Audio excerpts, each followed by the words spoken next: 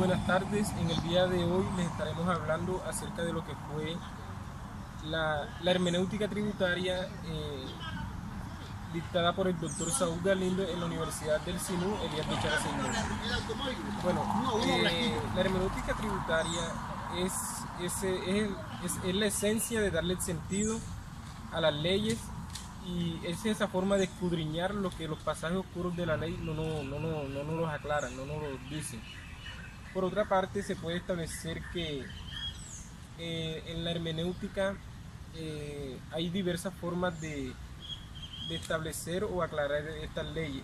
Una de estas es de la forma exegética, en donde te dice que es la manera de tratar de aclararla por medio de las investigaciones a fondo en estas leyes. Bueno, también otro punto dictado en esta materia, que fue la hermenéutica tributaria, fue la conformación del Estado colombiano, las ramas y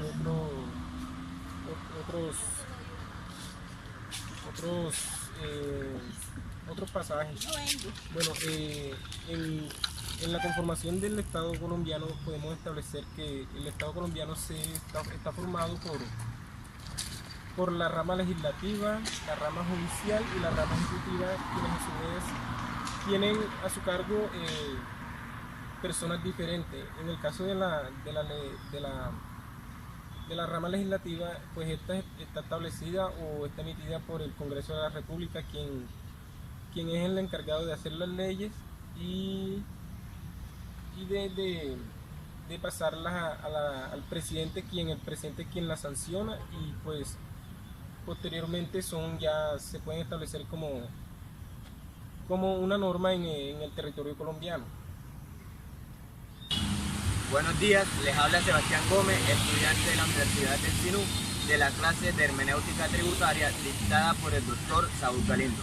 En el día de hoy les estaré dando un breve recuento de cómo se crea la ley, qué clase de ley existe, cuáles son los principios de interpretación de la ley, constitucionalmente cuáles son los elementos que conforman los cargos fiscales, parafiscales y contribuciones especiales. Y por último, les estaré explicando quiénes interpretan la norma jurídica. Es pertinente aclarar que la Constitución indica que únicamente corresponden al Congreso la aprobación de la ley, es decir, que las leyes solamente pueden salir de iniciativas de un representante y senadores. ¿Qué clases de leyes existen? Bueno, existen las leyes orgánicas, que son aquellas que regulan el ejercicio de la parte legislativa, de reglamento interno, de las normas de presupuesto y contratación pública. También están las leyes estatutarias, que son las que regulan derechos y deberes fundamentales para mecanismos de protección y sistema político y electoral. También encontramos las leyes aprobatorias, que son las que regulan la aprobación, aplazamientos o reservas de tratados o convenios firmados con otros estados. También encontramos las leyes ordinarias, que son las demás leyes expedidas por el Congreso en el ejercicio de su facultad legislativa. Y por último está la ley del presupuesto, que son las normativas e ingresos del Estado para el presupuesto nacional. También encontramos cuáles son los principios de la interpretación de la ley. El principio de la interpretación de la ley, la cual consiste en establecer algún sentido de la norma jurídica que forma el derecho legislado, en particular por los jueces y en su caso particular por la legislación tributaria. Es decir, solo los legisladores son los que pueden manifestar la oscuridad de una ley en la historia en general o a los métodos de interpretación de la ley. Constitucionalmente, ¿cuáles son los elementos que conforman estas leyes? Están los elementos históricos, lógicos, sistemáticos y elementos gramaticales. El elemento gramatical también es denominada como exegético. Busca el sentido de una norma a partir de su libertad. La interpretación sistemática busca extraer del texto de la norma un enunciado cuyo sentido se acorde con el contenido general del ordenamiento. La interpretación histórica, estudia los contextos anteriores que pueden influir en el ordenamiento actual de las normas. Y por último está la interpretación genética, que es la que sustenta las causas que originan el seguimiento de la ley. Les habla Mauricio Jaraba, estudiante de la Universidad del CINU del curso de Hermenéutica Tributaria dictado por el doctor Saúl Galindo. En este video les hablaré sobre los artículos 4, 9 y 18 del Código Civil, donde en este se ve formalmente establecida mediante la ley en estos artículos, donde los tanto nacionales como extranjeros residentes en Colombia se ven obligados a cumplir la ley legalmente establecida en el Código Civil, donde en el artículo 4 se pronuncia que tanto los residentes colombianos como extranjeros, transeúntes y personas que se encuentren en el territorio nacional colombiano se ven obligadas a cumplir esta ley, adaptándose a los mandamientos que establece la Constitución de Colombia. Es decir, no tiene nada que ver con que sea una persona de otro país, un visitante o alguien que esté de paso por Colombia no tenga que cumplir los mandamientos que establece la Constitución y las demás leyes establecidas no lleven a su final término. En el artículo 14, el desconocimiento de la ley no es excusa para no ser sancionada. Es decir, una persona que no tenga el suficiente conocimiento o no esté enterada de la ley, de los perjuicios que esta conlleva, no es exhibida o eximida de no ser amonestada o sancionada por la ley, porque el desconocimiento no es excusa para que no sea intervenida.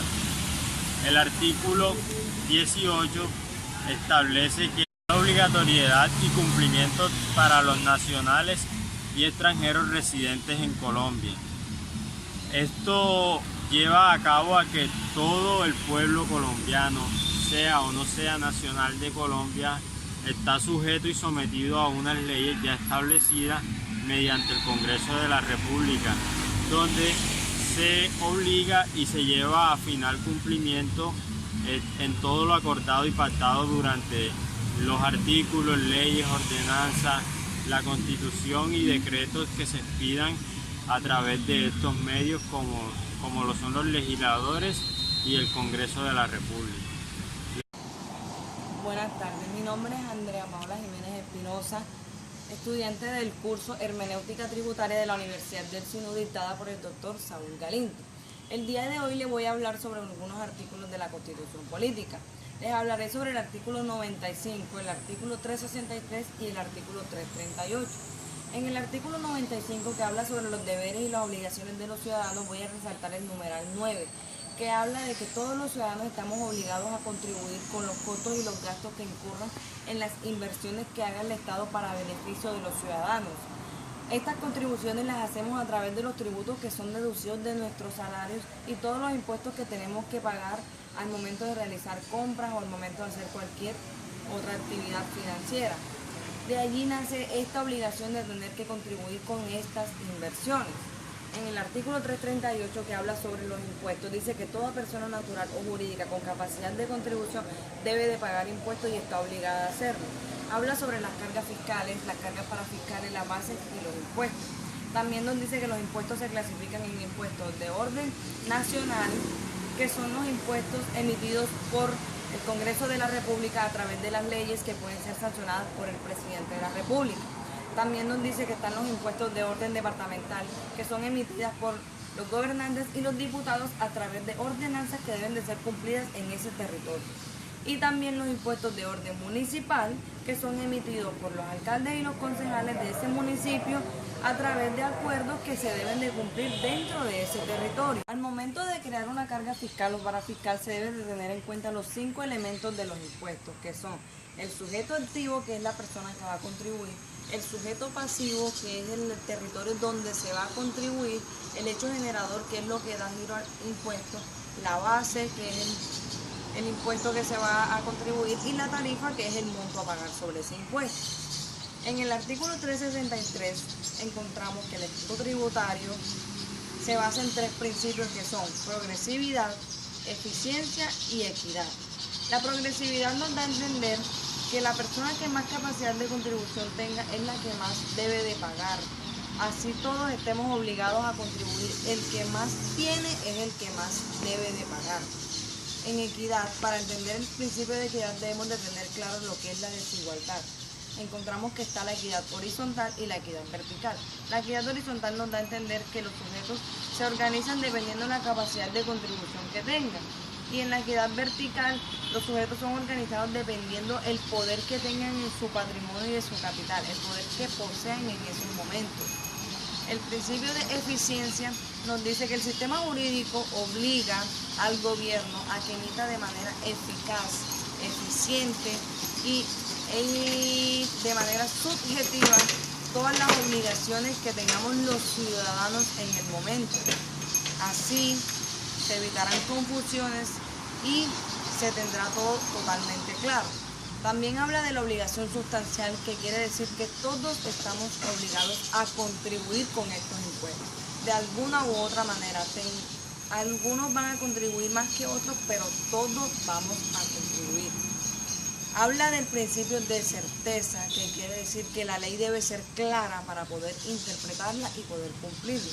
Y del principio de legalidad, que lo que nos dice es que si la ley no está escrita, no vale y no se debe de cumplir, porque debe de estar escrita, clara, en cuenta.